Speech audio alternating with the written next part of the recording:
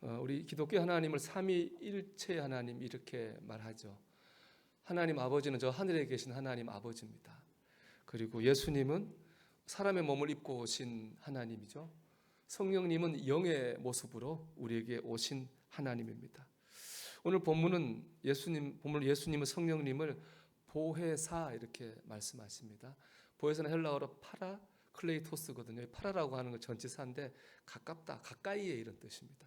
그러니까는 클레이토스는 돕는 자 이런 뜻이거든요. 그러니까는 성령님은 가까이에서 우리를 도우시는 분입니다. 여러분, 우리의 가장 가까이가 어디겠습니까? 여기죠. 우리의 심령 안. 성령님은 우리의 심령에 계셔서 우리를 도우십니다. 이렇게 하실 수 있는 것은 성령님께서 영이시기 때문에 우리 안에 들어오실 수 있는 것이죠. 여러분, 성령께서 내 안에 계신 것과 나를 도우시는 것을 믿으시기 바랍니다. 저는 특히 오늘 말씀 준비하면서 주님께서 이렇게 성령님에 대해서 얘기하시게 된 그 배경 말씀에 저는 참 은혜를 받았습니다. 요한복음 13장 36절의 말씀인데요. 시몬 베드로가 이르되 주여 어디로 가시나이까? 예수께서 대답하시되 내가 가는 곳에 내가 지금은 따라올 수 없으나 후에는 따라오리라. 이 말 때문에 주님이 성령님에 대해서 얘기한 거거든요. 내가 가는 곳에 너 따라올 수 없어. 이 말은 예수님께서 십자가를 지고 죽으실 거라고 하는 것을 말씀하신 겁니다. 이 말씀을 들은 베드로와 제자들은 깜짝 놀랐습니다.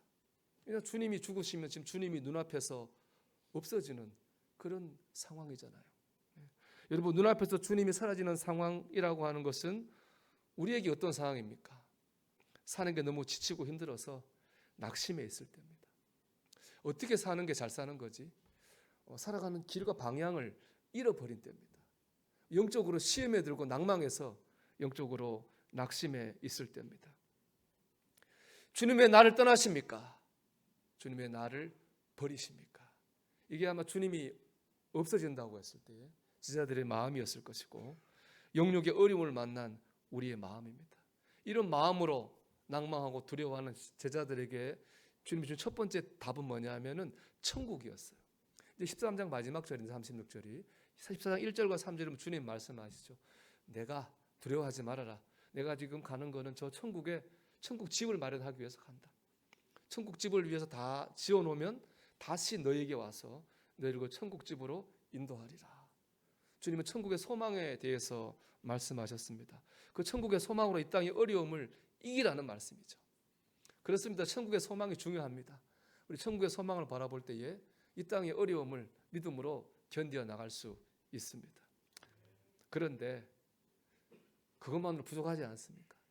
천국 가서는 또 천국이고 우리에게는 당장 오늘을 살아갈 힘이 필요합니다. 눈앞에 문제를 풀어낼 능력이 필요합니다. 위로가 필요합니다. 인도하심이 필요하지 않습니까? 그건 제자들의 마음이고 우리의 마음이기도 하다고 생각합니다.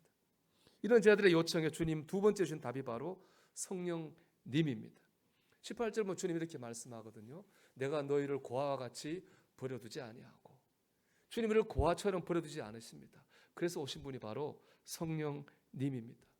우리는 성령님을 통해서 오늘 이 현실을 살아갈 힘과 능력을 공급받습니다. 맥스루 퀘이드 목사님이 쓴 목마름이라는 책을 보면요, 한 사람이 나옵니다. 이 사람이 자동차를 샀는데 사서 어떻게 했느냐, 차를 끌고 다니고 밀고 다니려고 그래요. 정말 이런 사람이 있을까요? 우리가 자동차를 사는 거는 내가 타든 짐을 태우든 그렇게 하려고 사잖아요. 자동차를 끌고 다니고 밀고 다닌다는 건 참 어리석은 일이고 어리석은 사람이죠. 근데 그 책을 보면은 그런 사람이 있어요. 그 사람이 다른 사람이 아니고 바로 저와 여러분일 수 있어요. 하나님을 믿고 구원을 받았어요. 그런데 어떻게 살아요? 사는 건 내 힘으로 살아요. 사는 건 내 방법으로, 내 힘으로 사는 거예요. 내 힘으로 현실을 풀어가고 내 힘으로 하루를 살아가는 거예요. 그런 사람 어리석다는 겁니다. 그러다 보면 내 한계를 마치고 지치고 넘어지는 겁니다. 이 책의 제목이 목마름인데요. 왜 우리가 예수님 믿고 구원 받았는데도 목마를까요? 내 힘으로 살아서 그렇다는 겁니다. 내 힘으로 하는 거죠. 예배도 마찬가지죠. 내 힘으로 예배하는 거예요. 내 힘으로 기도하는 거예요. 내 힘으로 찬양하는 거예요. 내 힘으로 뭘 하려고 하는 거예요. 그러면 우리는 만족이 없고 목마를 수밖에 없습니다. 우리 안에 계신 성령님을 믿고 의지해야 됩니다. 그럴 때 하나 성령께서 우리에게 힘을 주세요. 성경을 보면 사람은 이렇게 이루어져 있대요. 제일 안에 영이 있어요. 그 다음에 혼이 있고 겉에 우리 몸 육이 있어요. 그래서 영을 뭐라고 설명할까요? 프로이드의 그 정신분석학을 굳이 분류한다면, 그걸로 분류한다면 무의식의 세계겠죠. 그런 영이 우리 안에 있죠.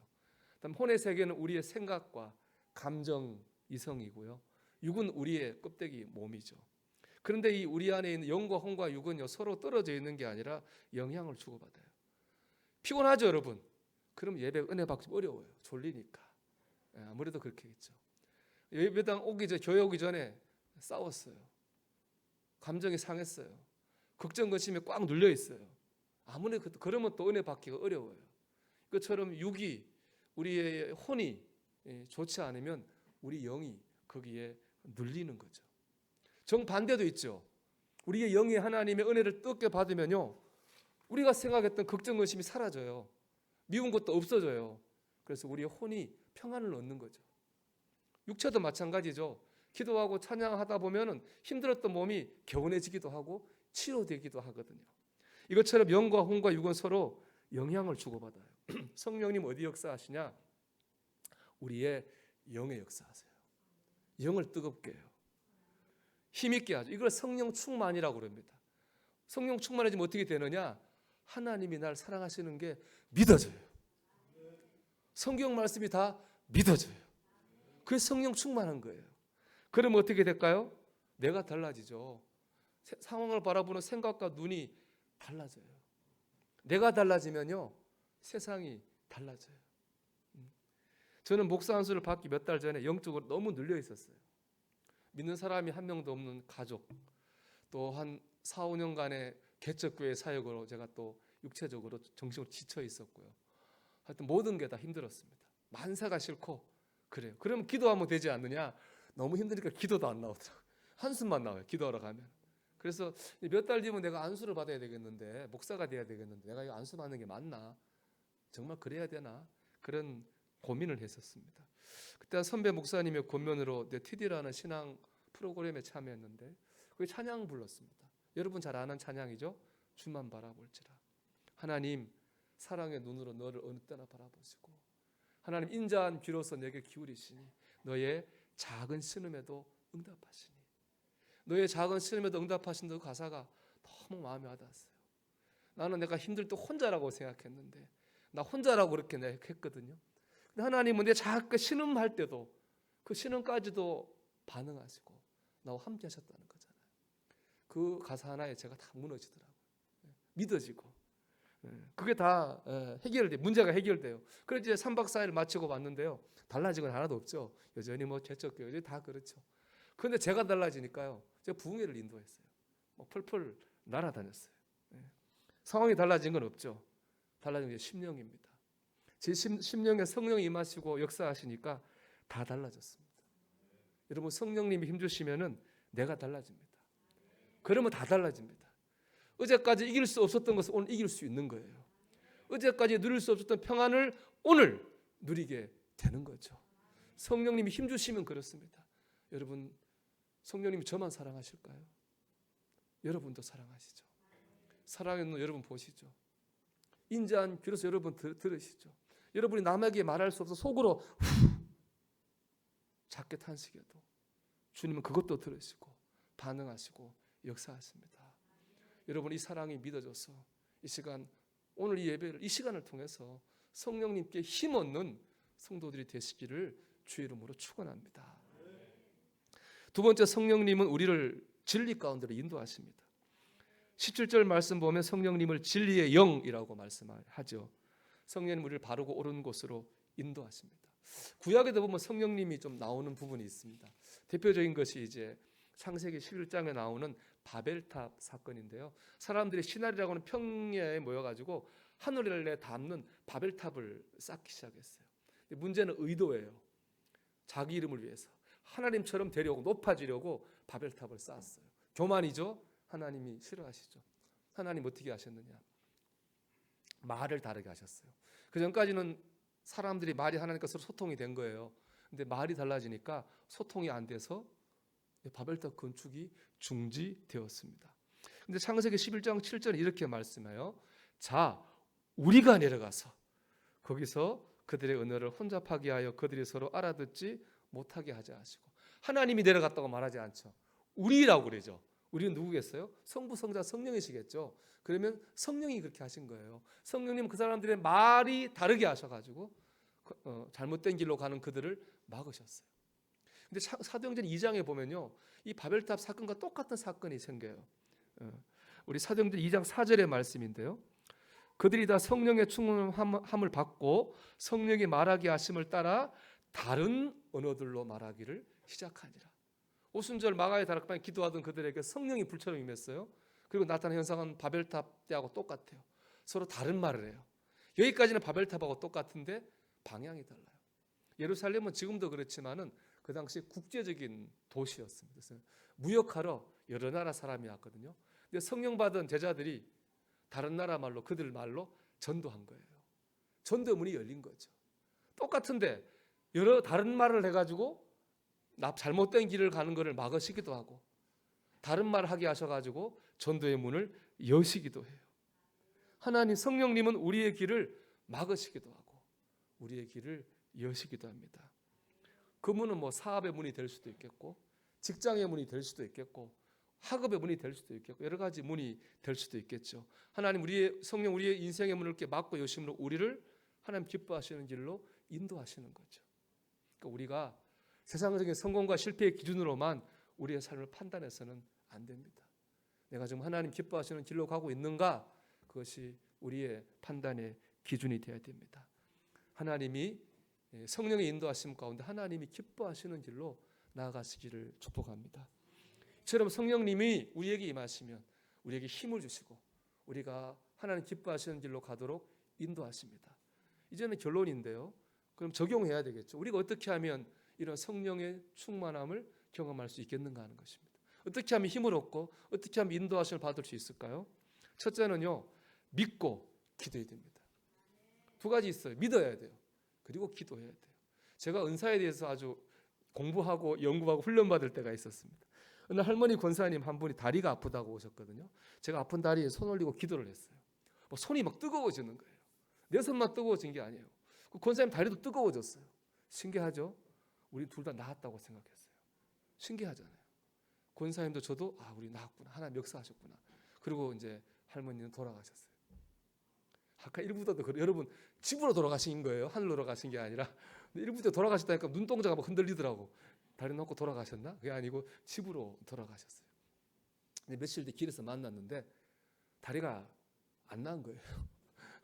목사님 뭐가 뜨겁고 그래서 나은 줄 알았더니 안 났다는 거예요. 그건 안 났구나. 그리고 며칠 뒤에 제가 또 한 분이 기도 받으러 왔어요. 제가 그때 되게 피곤해서 좀 간략하게 기도했던 것 같아요. 근데 그분은 또 나았다고 감사도 전화가 왔어요. 이상하잖아요. 막 손이 뜨겁고 발이 뜨겁고 했을 때는 안 났고, 좀 피곤해서 대략 기도했는데 났고, 뭐 어떻게 되는 거지? 궁금했어요.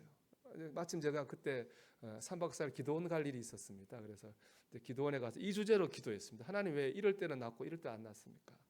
마지막 날 이제 저녁에 집회하는데 기도하는데 주님이 이렇게 제게 말씀하셨어요. 네가 하는 게 아니잖아 라고 말씀하셨어요. 그렇죠. 제가 하는 게 아니죠. 고치는 분도 하나님이고 안 고치는 분도 하나님입니다. 손이 뜨겁든 차갑든 그건 하나도 중요하지 않습니다. 하나님이 하시는 거예요.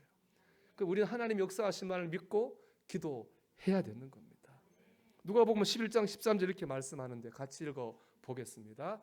너희가 악할지라도 좋은 것을 자식에게 줄 줄 알거든 하물며 너희 하늘 아버지께서 구하는 자에게 성령을 주시 않겠느냐 하시니라. 아멘. 여러분, 구하면 성령을 주신다는 말입니까? 안 주신다는 말입니까? 그래서 주신다는 말입니다. 주실까 말까가 아니에요. 주십니다. 내가 막 뜨거워요. 그분이 오셨나 보다. 차가워요. 가셨나 보다가 아닌 거예요. 내가 차갑든 뜨겁든 그건 내 생각일 뿐이에요. 주님은 믿고 구하면 성령으로 역사하신다고 약속하셨어요. 이걸 믿고 기도해야 돼요. 뜨거워서 믿는 게 아니에요. 믿고 기도하면 그때 우리의 심령이 뜨거워지는 겁니다. 여러분, 성령께서 역사하시는 것을 믿고 기도하십시오. 그럴 때 성령의 충만함을 잊게 될 줄 믿습니다. 두 번째, 말씀을 듣고 읽어야 됩니다. 누가복음 24장 32절인데요. 같이 읽어봅니다. 그들이 서로 말하되 길에서 우리에게 말씀하시고 우리에게 성경을 풀어주실 때에 우리 속에서 마음이 뜨겁지 아니하더냐고. 아멘. 주님이 십자가에 죽으셨거든요. 부활하셨는데 그 소식을 모르는 두 명의 제자가 예루살렘에서 엠마오로 가고 있었어요. 주님이 그들 가운데 오셨는데 그들이 이분이 주님인지 아닌지 몰라보는 거예요. 주님이 말씀도 풀어주셨는데 그때도 몰라봤어요. 나중에 주님과 함께 뭘 먹을 때 눈이 열려 주님, 부활하신 주님을 만나고 알아보게 돼요. 근데 그들이 한번 자기가 온 길 한번 되짚어 봤어요. 되짚어 보니까 주님이 말씀을 풀어주실 때에 그들의 마음이 뜨거워졌다고 하는 것을 깨닫게 된 겁니다. 여러분, 주님의 말씀이 우리의 심령을 뜨겁게 합니다. 주님의 말씀을 듣고 읽을 때 우리의 심령이 뜨거워지고 성령의 충만함을 덧입을 수 있습니다. 여러분, 성령의 충만함을 사모하신다면 말씀을 듣고 읽으셔야 됩니다. 세 번째가 이번 말씀을 이제 묵상하면서 세상 깨닫게 된 건데요. 가정 예배 드릴 때 가정의 성령이 충만한 역사가 나타납니다. 사도행전 10장에 보면은 고넬료라고 하는 로마 사람 장교인데요. 이방인이잖아요. 하나님, 근데 이방인임에도 불구하고 하나님을 믿어요. 어느 날 주님의 천사가 와서 저 베드로 목사님을 초청해서 신방 예배를 드리라 이런 메시지를 줍니다. 고넬료가 순종해서 베드로 목사님 모시고 신방 예배를 드려요. 근데 어떤 일이 그 집안에 일어나느냐? 사도행전 10장 44절입니다. 베드로가 이 말을 할 때 성령이 말씀 듣는 모든 사람에게 내려오시니. 모든 사람 누구겠습니까? 온 가족이죠. 아내, 부모님, 자녀. 가정에서 예배할 때에 온 가족이 성령의 충만함을 경험하게 됐습니다. 여러분의 가족이, 자녀가 성령 충만함을 경험하기 원하신다면 가정 예배를 드리십시오. 7남매를 둔 가난한 어머니가 있었습니다. 먹을 것이 없어가지고 왜 술 만들고 남은 술지게임 있죠. 거기다 사카린하고 물 타서 자녀를 먹였습니다. 당연히 그거 먹으니까 애들이 술 기운이 있죠. 학교 가면은 어린 놈이 술 먹었다고 선생님한테 혼났어요. 근데 할 말이 없잖아요. 그렇게 가난했지만 자녀들을 위해서 늘 그 어머니 기도했습니다. 그리고 가정 예배를 드리면서 이렇게 말했습니다. 너희들 모두 훌륭한 주님의 종들이 될 날이 올 것이다. 오늘의 시련을 자랑스럽게 이야기할 날이 올 것이다. 술지개미를 먹던 오늘의 고통을 잊지 말아라. 7남매는 어머니로부터 신앙교육을 철저히 받았습니다. 모두가 다 목사님이 되고 사모님이 됐어요. 7남매가. 그중에 3명이 한국 감리교에서 제일 큰 교회로 부흥시킨 목사님들입니다. 광림교회 김선도 목사님, 금남교회 김홍도 목사님, 임마누엘교회 김국도 목사님. 가정예배가 자녀들의 인생을 바꾸어 놓았습니다.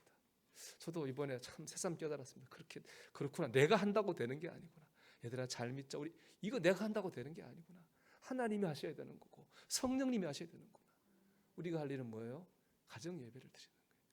그러면 성령께서 우리 가족들이 성령의 충만함을 입게 하실 겁니다. 여러분, 성령님이 계십니다. 우리 성령님으로 살아야 됩니다.